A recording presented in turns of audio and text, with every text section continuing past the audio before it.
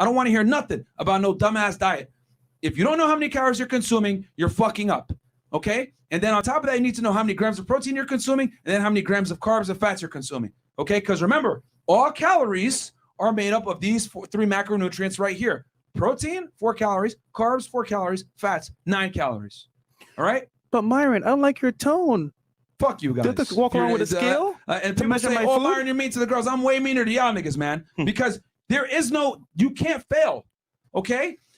Let me tell you guys something. If you're a fat piece of shit, they're not going to put you on the cover of fucking Sports Illustrated, swimsuit edition, and tell you, oh, man, love your curves. Hell no. If you're fat as a guy, they're going to roast you and say you look like shit, you chubby fuck.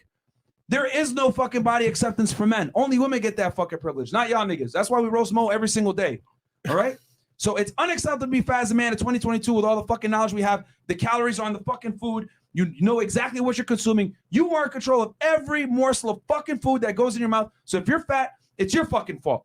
Don't think I'm going to sit here and be like, oh my God, let me coddle you. It's okay, man. You're being bullied. Fuck you. You deserve to get bullied for being a fat piece of shit. If I was the president, yo, you motherfuckers would be extinct within 3 months. I would tax you guys 99%, you fat fucks.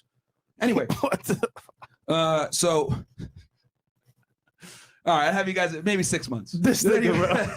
This nigga. And then we're going to go into, guys, resistance training, okay?